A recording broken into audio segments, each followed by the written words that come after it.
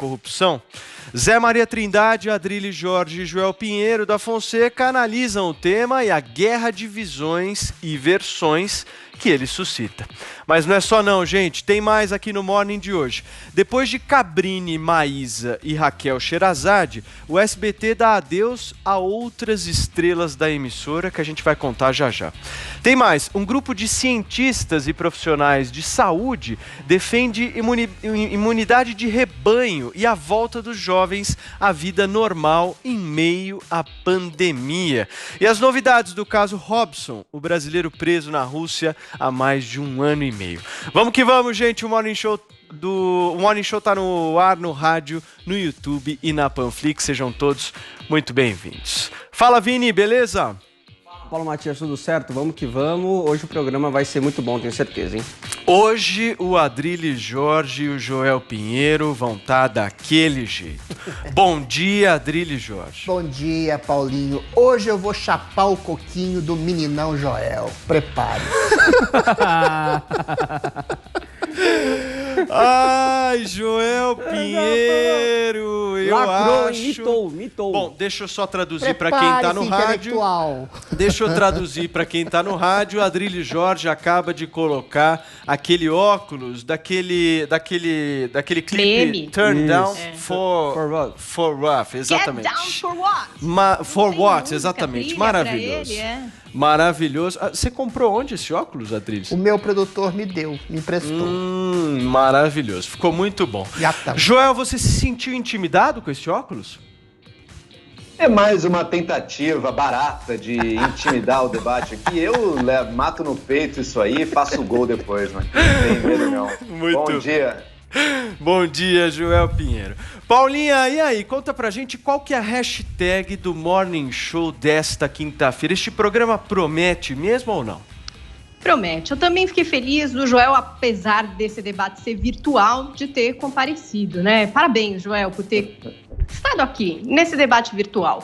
Hashtag imunidade de rebanho, onde vive, do que se alimenta, como se reproduz. A gente vai saber mais sobre isso, porque a gente tem a carta dos cientistas, a gente tem Adrilles, a gente tem Joel e dados aqui para falar mais sobre essa esperança. Seria uma esperança aí, a tal da imunidade de rebanho? A gente quer saber a opinião de vocês sobre esse e todos os assuntos do Morning Show lá no Twitter. Vale GIF, vale meme, vale ter fotinho com óculos aí igual o Adrilles, um Get Down for What. Hashtag imunidade de rebanho. Boa, Paulinha. Participem aí do nosso Morning Show de hoje no Twitter. Hashtag imunidade de rebanho. Vamos seguindo aqui, gente, porque o presidente Jair Bolsonaro voltou ontem em cerimônia no Palácio do Planalto a falar sobre corrupção. E é claro que o Moro não gostou. Vini, conta essa história pra gente. É isso mesmo, Paulo Matias. Durante uma solenidade ali do governo no Palácio do Planalto, o presidente Jair Bolsonaro afirmou que a Lava Jato já não é mais tão necessária assim, porque a corrupção dentro do governo não existe mais. Vamos ver o que ele falou. Orgulho, é uma satisfação que eu tenho dizer a essa imprensa maravilhosa nossa que eu não quero acabar com a Lava Jato. Eu acabei com a Lava Jato. Porque não tem mais corrupção no governo. Sem transmissão, meu filho. Tá aí as palmas para o presidente Jair Bolsonaro, ainda sobra para a imprensa, né, Paulo Matias? Sempre o presidente aí aproveita também para dar uma bela cutucada na imprensa. Mas quem não gostou dessa declaração foi o ex-ministro da Justiça, Sérgio Moro, que usou o Twitter para dizer o seguinte: as tentativas de acabar com a Lava Jato representam a volta da corrupção.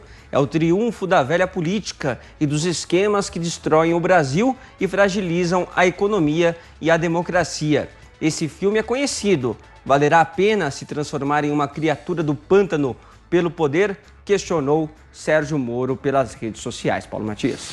Muito bem, gente. Já está aqui conosco o nosso jornalista raiz diretamente de Brasília. Deixa eu dar o meu bom dia para ele. Fala Zé Maria Trindade. Ô Zé, você chegou a ver, deu para você ver aí o óculos do Adrilles? Deu, e fiquei aqui acompanhando o resultado aí desta cocada paulista, né? É, Zé Maria. Meio mineira. Ô Zé, deixa eu te perguntar uma coisa. Assim, sinceridade absoluta para ouvir a tua opinião. O Bolsonaro pode se gabar quando o assunto é corrupção? Sim ou não? Eita. Sim, pode. Ele e ali os próximos ao Palácio do Planalto mudaram o jeito de governar e cortaram os caminhos da corrupção para chegar no Palácio. Eu fui testemunha de deputados dizendo, olha, está muito difícil, não tem interlocutor, não tem articulação. E isso são deixas, são senhas para a corrupção. Essa corrupção que ele está citando aí é a corrupção de uma forma de governar, né? Ela sempre existe. Agora, acabar com a corrupção, jamais. Ninguém acaba com a corrupção. Em alguns países, corrupção dá pena de morte, execução. E mesmo assim, tem a tal da corrupção. Eu costumo dizer que corrupção é como unha. Cresce sozinha, você tem que aparar todos os dias ou sempre. O presidente Jair Bolsonaro fez uma ironia e uma relação com a metodologia de governo.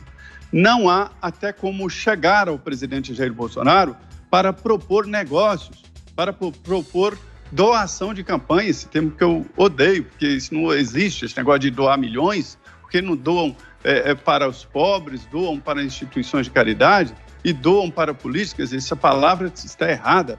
Isto é a senha, a justificativa moral para roubar. Então, o presidente, quando fala assim, ele diz sobre uma corrupção generalizada e prática de governo.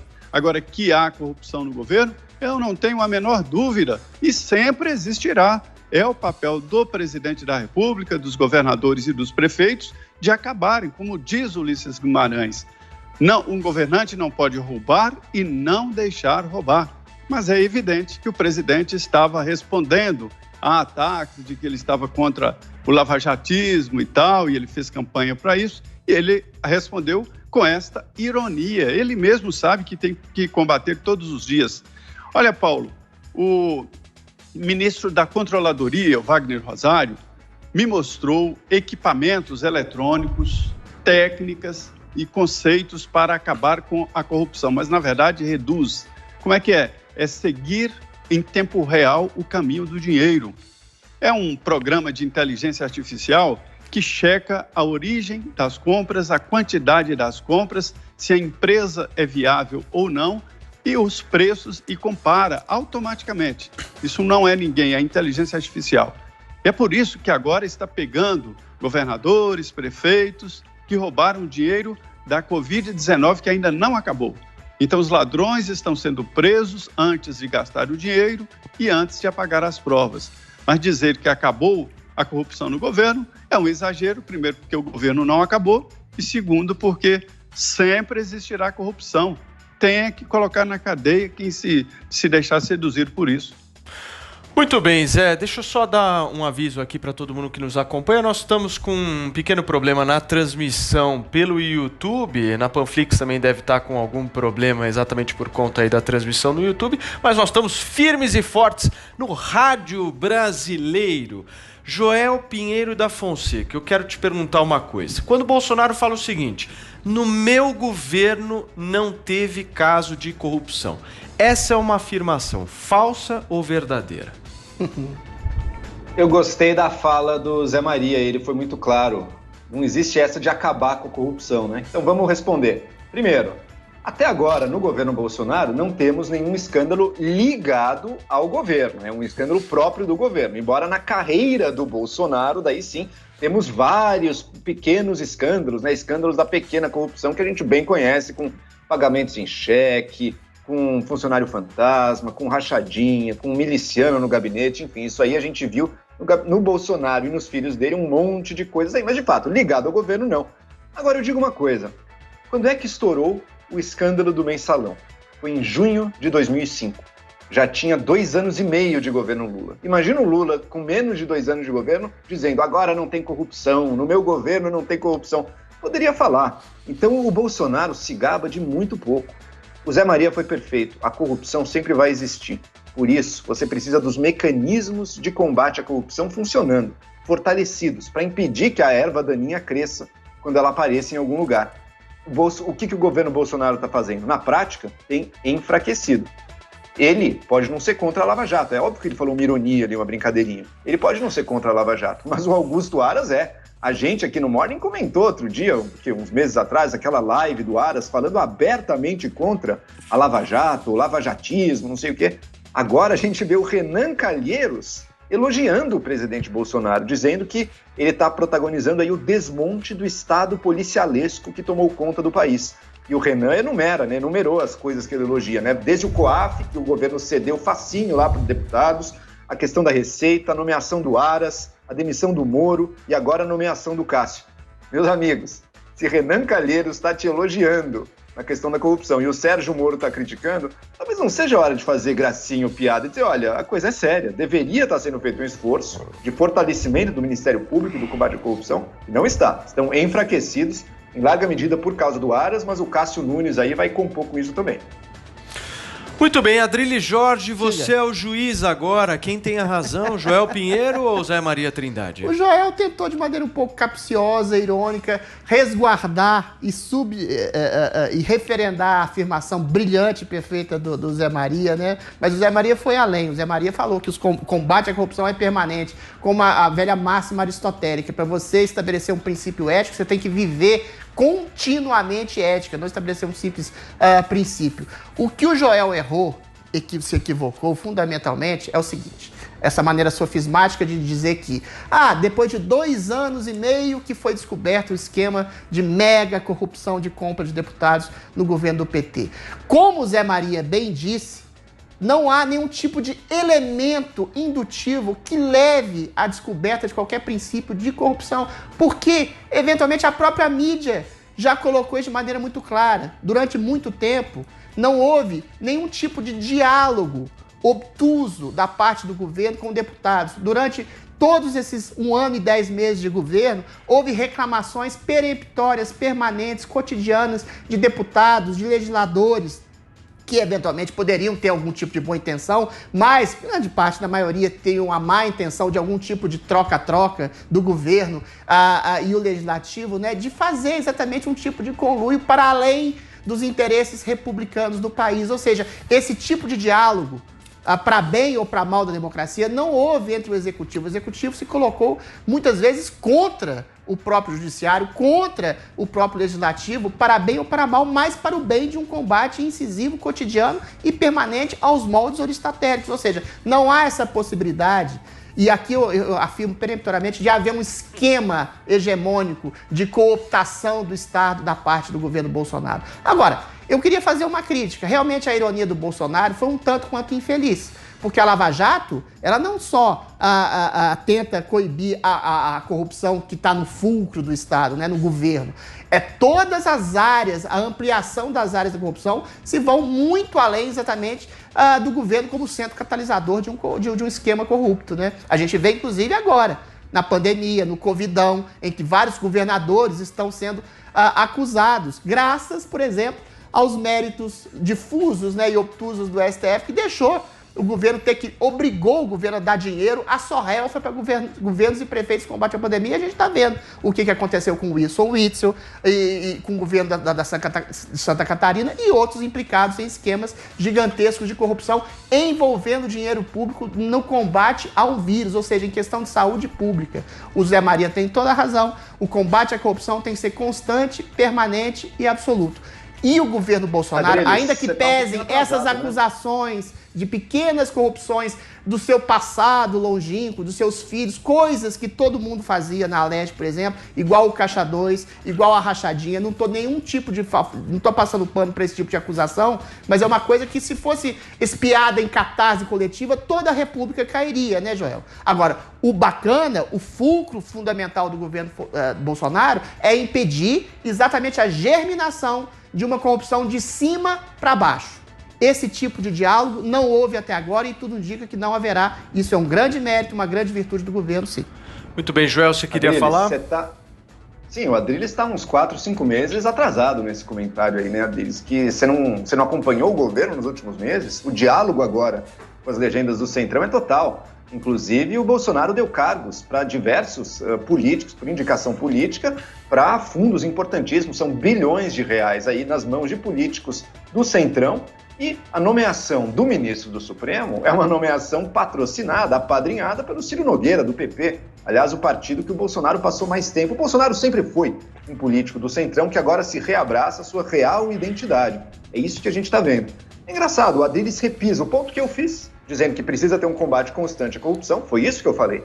Só que não olha para o outro lado. Será que o governo está ajudando ou está atrapalhando as instituições que fazem esse combate constante à corrupção? Polícia Federal, Ministério Público. Polícia Federal foi aparelhada, como a gente bem viu. Ministério Público, pegue qualquer procurador da Lava Jato. Eles vão te dar com muita clareza qual tem sido o impacto do governo Bolsonaro sobre o trabalho deles. Ele tem dificultado esse combate constante à corrupção, que o Adriles diz favorecer, mas, Adriles, se o governo não tomar as atitudes, não é só porque é o Bolsonaro que precisa elogiar, não. Se o governo não toma as atitudes, esse combate vai ficar enfraquecido. É o que os procuradores estão falando. Adriles está mais do lado aí dos que elogiam, como o Renan Calheiros, que diz, finalmente acabou o Estado policialesco brasileiro. Durante 1 ano e meio, o Bolsonaro tentou legitimamente estabelecer um tipo de ordem republicana em que as conversas deveriam ser republicanas, inclusive sendo cerceado, sendo atacado, sendo agredido, sendo chamado de nazista, sendo chamado de genocida. As pessoas diziam que ele não dialogava exatamente porque ele não cedia. Eventualmente, essa praxis utópica não funcionou. Agora, a imprensa é engraçada, a imprensa incorporada no seu discurso, né, sempre o atacou por ser infenso esse tipo de diálogo. Agora, a gente sabe que no Brasil, o Congresso, que é eleito pelo povo, tem centrões horrorosos, tem esgotos horrorosos, tem gargalos horrorosos. Esse tipo de equilíbrio que o governo tem que fazer, de ficar saltando de uma pedra a outra para não cair nessas golfadas, nessas armadilhas de um Estado subliminar, de um Estado, né, sobretudo encampado no Congresso, que quer se locupletar à base do poder econômico, à base de dinheiro. É exatamente o desafio não só do governo Bolsonaro, como de qualquer governo. Eu concordo com você que o Bolsonaro, às vezes, está exagerando exatamente nessa complacência maior em nome da governabilidade, que é legítima, por exemplo, em abraçar um nome espúrio como o de Cássio Nunes. Mas, eventualmente, se ele não estabelecer, se ele não entabular esse princípio de diálogo com o Centrão, e note bem, ele foi realmente do Centrão, mas ele nunca foi envolvido em práticas nababescas como a do mensalão, ele foi completamente inocentado por quem acusava esse tipo de prática nefasta, como Roberto Jefferson, por exemplo. Então, ele se coloca para além de um princípio de corrupção de estados no Bolsonaro, ainda. Mas, eventualmente, se ele não dialogar, ele não governa. Ele vai ser um governo que vai dizer que combate a corrupção, dizer que não quer fatiar seu governo, mas que não vai ter nenhum tipo de princípio de governo, como tudo indicava que estava sendo. Ele foi obrigado pelas circunstâncias a mudar, mas que a intenção dele nos primeiros 2 anos foi muito boa e tem sido até agora, tudo indica que sim. Ok, deixa eu dar um recadinho aqui para todo mundo que está nos ouvindo no rádio e também, por um acaso, nos assistindo. A nossa transmissão, Vinícius Moura, no YouTube, voltou. Tá de volta? Agora nós estamos ao vivo. Boa. Posso fazer um pedido então, Paulo? Imagens. Oi. Posso fazer um pedido? O Adriles podia colocar o óculos de novo, então, porque as pessoas não puderam ver essa cena. Só para relembrar aqui, quem está na conexão aí via imagem conosco, Adriles Jorge ganhou esse óculos de presente do nosso produtor Ricardo Arcon, justamente para intimidar Joel Pinheiro no debate hoje. E tá dando certo. Para dar uma mitada. Como o Zé Maria pode atestar, eu acabei de ganhar o primeiro round desse debate, exatamente não só pela minha argumentação iluminista, mas como pelos meus óculos arrogantes, esteticamente assim. Eu não preciso nem ver a cara do Joel. Eu percebo o cheiro de enxofre do sofisma e desarticulo completamente. Não é, Zé Maria? Bom, eu queria então... Essa hoste de Satanás aí tá falando barbaridade. Meu Deus do céu. Eu queria então fazer um convite para você. Se você quiser nos ver por imagens, a nossa conexão está reestabelecida, mas seguimos firmes e fortes no rádio brasileiro. Gente, girando o assunto aqui, o ministro Luiz Fux, novo presidente do Supremo Tribunal Federal, propôs ontem que ações penais que tramitam na corte voltem a ser discutidas pelo plenário. Ô Zé, explica pra gente, tem muita gente que não entendeu nada do que aconteceu. Primeira coisa, o que muda nessa história toda? E segunda coisa, Zé, o que tá em jogo nessa história? Pois é, olha, o presidente Luiz Fux surpreendeu. ele chamou uma reunião administrativa, que é uma reunião entre os ministros, para definir ali normas e regimento interno do Supremo Tribunal Federal. E colocou essa questão, a volta ao plenário do Supremo, os julgamentos em matéria penal.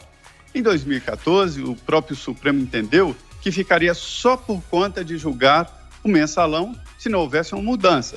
Aí tiveram a ideia de deixar no plenário só os presidentes da República, da Câmara e Senado. E os outros deputados e senadores eram cerca de 60 denunciados entre mensalão e Lava Jato. Seriam julgados nas turmas, primeira turma e segunda turma. E acabou ficando na segunda turma a Lava Jato porque o ministro Edson Fachin é da segunda turma e é o relator da Lava Jato no Supremo Tribunal Federal. Então o ministro propôs e foi aceita e já é uma determinação, já é um regimento. Todos os processos que envolvam inquéritos, processos, julgamentos na área penal vão para o plenário principal.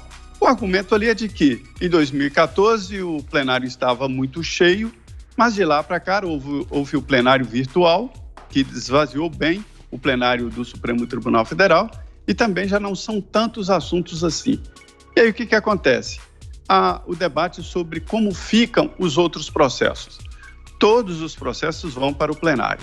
Agora, no caso do presidente Jair Bolsonaro, sobre essa história de interferência na Polícia Federal, isso fica no plenário porque ele já era presidente.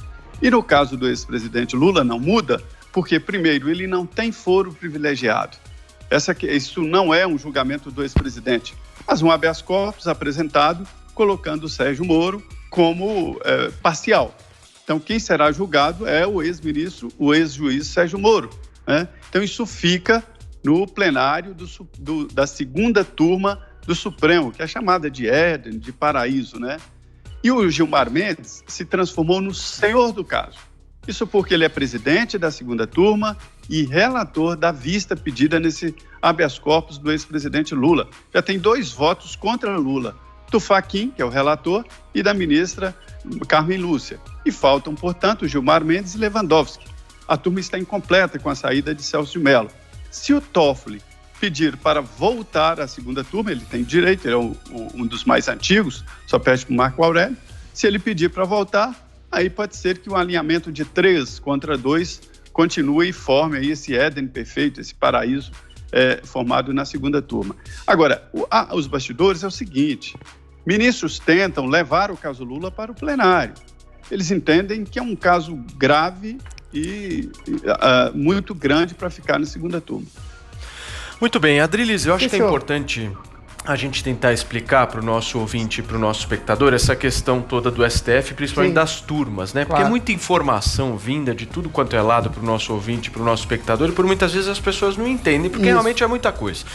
O STF, na época do mensalão, eles decidiram criar essas 2 turmas. Para quê? Qual foi o objetivo? Exatamente para dar mais celeridade na tramitação do julgamento desses processos. E numa dessas turmas estão aqueles juízes chamados garantistas. Traduzindo para as pessoas, os garantistas são aqueles juízes que atuam mais pró-réu, né? Ou seja, sempre vão beneficiar de alguma maneira o réu numa decisão em que ele tenha que tomar, caso ele tenha que decidir entre o processo e o réu, ele vai seguir sempre pelo réu. Só tentando explicar e exemplificar para o nosso ouvinte. Aí o que o Fux fez? O Fux ontem acabou com essa história. Resolveu acabar com essa história de até turmas. Certo ponto, né? Exatamente. E voltou para a decisão geral de tudo via plenário. O que beneficiou a Lava Jato e as operações de combate à corrupção, porque retira essas decisões dessa turma, desses garantistas, e joga para uma discussão para 11 ministros, para uma composição um pouco maior. O que eu queria te perguntar é o seguinte: você acha que vai ter retaliação contra essa decisão do Fux? Acho que não. Acho que do ponto de vista judicial ele é muito claro, né? Tanto mais pluralidade na decisão de um colegiado, que é o caso do Supremo Tribunal Federal, tanto mais justiça, né? Agora, esse tipo de argumentação esdrúxula, de dividir para dar mais celeridade aos processos, redundou num fracasso retumbante. Redundou exatamente no aspecto ditatorial de um garantismo que, contemporaneamente, tem dado sucessivas derrotas à Lava Jato e ao combate da corrupção, sobretudo a possibilidade de anulação. A volta de Lula, o maior corrupto da história da República, chefe do maior esquema de corrupção da história, e feito por 2 juízes apenas. Vamos fazer uma matemática assim, são 5 juízes, 2 garantistas, 2 mais punitivistas, o Celso de Mello se afastou porque estava com problema de saúde, e aí, em dúbio pro réu, quando dá empate, a decisão fica nas mãos do Gilmar Mendes e o Ricardo Lewandowski, os 2 mais garantistas da história, que anularam prisão, deixaram de colocar prisão em segunda instância, soltaram o bandido de colarinho branco. Gilmar Mendes virou até uma piada nacional, né? Das intensas e inúmeras solturas que ele concretizou. Ou seja, quando você joga isso novamente para o colegiado, para os 11 ministros, e note bem, quando tinha 2 turmas, ainda tinha outro problema maior ainda, porque o presidente não votava. Então, eventualmente, se o presidente não vota, aí você cria 2 turmas, 2 segmentos, e uma maioria simples de 2 pessoas, às vezes, pode dar um caminho nefasto e anular toda a Lava Jato e colocar o Lula de volta na candidatura democrática à presidência da República. Isso é, sim, uma coisa horrorosa dentro do Supremo, e isso reforça, mais uma vez, aí eu vou ter que concordar um pouquinho com o intelectual nefasto Joel, a importância de uma pluralidade maior de conservadores, de progressistas, eventualmente de garantistas, de pessoas mais punitivistas ao Supremo. Isso coloca mais luzes numa possibilidade de uma vaga aberta ser preenchida por um juiz mais punitivista, menos progressista, que não faça do Supremo um órgão assim de condutor da humanidade, de garantidor de direitos de pessoas mais ricas que vão ficar impune. Por isso que o presidente Bolsonaro tem que tomar muito, mas muito cuidado em cada escolha que ele faz de um ministro do STF. Porque, eventualmente, por um voto, às vezes, você cria a possibilidade de deixar, por exemplo, correr a corrupção solta, como tudo indica, é o que querem alguns ministros dessas supostas eventuais maiorias de 2 turmas que podem deixar perder todo o combate à corrupção feito pela Lava Jato. Joel, o Fux começou bem? Você viu que o Adriles melindrou, mas teve que concordar comigo, né, Paulo? Um pequeno aspecto. O Fux começou bem, sim, começou bem, porque daí o Adriles também concordo com o panorama geral que ele deu. Essa segunda turma ficou uma coisa muito esdrúxula, ainda mais com o Celso de Mello de licença, 2 votos ali, Gilmar Mendes e Lewandowski, que podiam, na prática, salvar qualquer réu ali. Ficou uma coisa muito sem sentido, né? Por que temos um Supremo com 11 ministros? Para que eles votem e deem sua decisão colegiada ali junto, inclusive com o presidente do Supremo, que não está em turma, não fica em turma nenhuma, né? Porque cada turma tem que ter um número ímpar também, para não haver empates. Mas então, por isso mesmo, o presidente do Supremo fica de fora das decisões. Quando o presidente é muito garantista, a gente até tudo bem. Agora o presidente é o Fux, a gente quer alguém comprometido com o combate à corrupção, votando nessas decisões também. Então, positivo, Fux começa bem, vai ser um mandato, eu imagino, muito diferente do Toffoli. O Toffoli é o mais político dos ministros do Supremo, né? Ele gosta de manter boas relações com o presidente, com os outros poderes, está sempre almoçando, jantando junto de Alcolumbre, Maia, Bolsonaro, sempre trocando abraços ali, falando com generais, está sempre azeitando as rodas ali da convivência. Mas na hora de tomar uma decisão mais concreta, por exemplo, para reduzir a impunidade, para melhorar o funcionamento da nossa justiça, não se esperava grande coisa dele. Do Fux, sim, em Fux we trust, como dizia Sérgio Moro lá nas mensagens apreendidas. Foi ele ou foi o Deltan? Um dos 2 ali falou isso nas mensagens apreendidas. E, de fato, o Fux é um dos bons nomes do Supremo, comprometido com o combate à corrupção. Não confundam isso com conservadorismo também. Não é que ele é um cara conservador, com uma visão antiquada, nada disso. Ele está apenas querendo modernizar o nosso Estado e a nossa legislação para que a lei seja cumprida, inclusive quando ela processa e pune criminosos do colarinho branco. Vamos lembrar que para um criminoso comum, uma pessoa pobre, ela vai para a prisão antes da primeira instância, porque ela está em investigação, já está presa preventivamente. Para um criminoso rico, não. ele vai preso depois da última, que nunca chega, né, com tantos recursos que é possível ter. Então, que bom que o Fux chegou já, começando com o pé direito, fazendo mudanças para reduzir a impunidade do crime de colarinho branco no Brasil. Muito bem, Joel Pinheiro. Deixa eu me despedir aqui do nosso Zé Maria Trindade, mais uma vez com uma brilhante participação aqui no Morning. Zé, valeu, um abração para você e a gente se vê amanhã. Certo, até amanhã. Muito obrigado, valeu, bom Zé. dia a todos. Valeu. Gente, um grupo de cientistas e profissionais da saúde lançou uma carta defendendo a estratégia da imunidade de rebanho e que os jovens... Eu sabia que ele não ia se aguentar já no enunciado. Isso, ser modesto quando você tem razão. Retomem suas vidas em meio à pandemia do coronavírus. Paulinha, quais são os detalhes? Conta pra gente. 6 mil Osmar Terra. Pode desligar o microfone? Só pra eu conseguir desliga, senão a Paulinha não vai conseguir.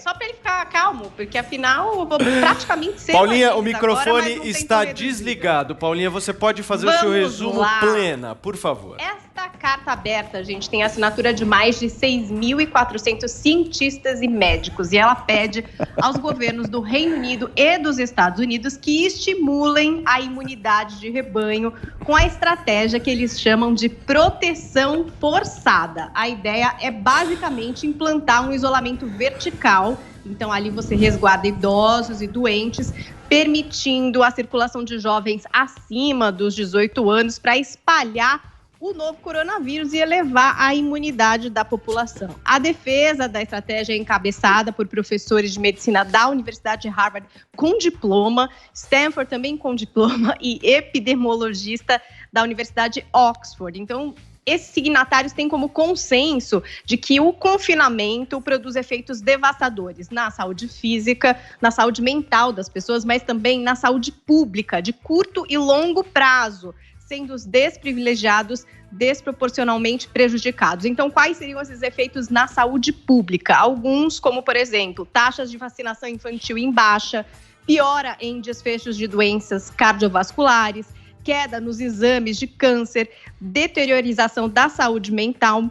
E a gente tem também aí uma situação de elevação da mortalidade nos próximos anos, com os mais pobres e os mais jovens carregando o fardo mais pesado. O texto ainda lembra também a questão dos alunos fora da escola, considerada aí por eles uma grave injustiça. Então, o que eles sugerem? Que escolas e universidades devem adotar ensino presencial, retomar atividades extracurriculares, como, por exemplo, esportes.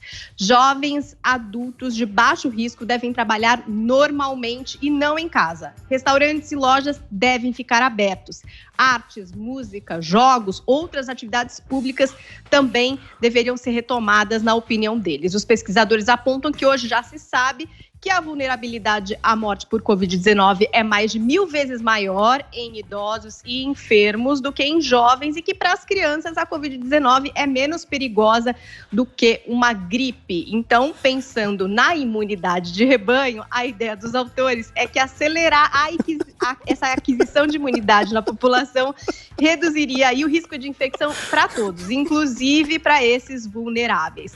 Aí a gente tem os dados da Organização Mundial da Saúde, que estima que para chegar nesse ponto de imunidade de rebanho, a gente teria que ter aí 60% a 70% da população contraindo o vírus. Mas hoje a estimativa é de que apenas 10% da população mundial já teve a Covid-19. O foco da saúde pública, e aí, de acordo com os signatários da carta, é a proteção desses vulneráveis. Então, seriam testes frequentes em casas de repouso, sistema de apoio para fornecer alimento, medicação, para que esses idosos não tenham que sair de casa, e ainda manter medidas como lavar as mãos, ficar em casa enquanto doentes. Isso valeria aí para todo mundo. Essa carta defende que a vacina é uma forma de atingir a imunidade de rebanho, mas que ela não seria indispensável. E eles fecham assim, ó. Nosso objetivo deve ser, portanto, minimizar a mortalidade e os danos sociais até atingirmos a imunidade coletiva. Muito bom, Paulinha. Agora eu peço para a nossa produção abrir o microfone do nosso cientista aqui, pseudo-progressista Adriles Jorge. Ô, Paulo, ele tá super empolgado, ele tá que não se aguenta. Não, o bicho não tá se aguentando E além dessa notícia que a Paulinha trouxe, ontem o Osmar Terra retuitou um tweet do Adriles Jorge falando sobre a Argentina e escreveu assim, pois é. Né? E depois ainda fez um outro tweet falando assim, olha os dados da Suécia, Adriles. Por isso que ele tá desse jeito. Bom, vamos ouvi-lo então. Adriles Jorge, a pergunta que não quer calar, o povo brasileiro deve ouvir seus conselhos? Sim. 6.400 cientistas, Joelzinho, ciência, Harvard, Stanford, dizendo o que eu dizia. 6.400 Osmares Terras, 6.400 Adriles Jorge dizendo o que eu dizia, o que o grande Osmar dizia 6 meses atrás. A gente tem que proteger grupos de risco, meu amigo, os mais velhos, os que têm comorbidades. Tudo indica que quem mais morreu foi exatamente os mais... Não indica não, morreram. Sobretudo os mais idosos, os que têm mais comorbidades, numa faixa de idade de 70 anos. Antes disso, a possibilidade de você virar óbito é de não vir a óbito é de mais de 99%. Eventualmente, tudo bem, para achatar a curva, umas 2 semaninhas, vai lá, de isolamento, poderia ter uma medida profilática. Eu descreio nisso, como já falei aqui.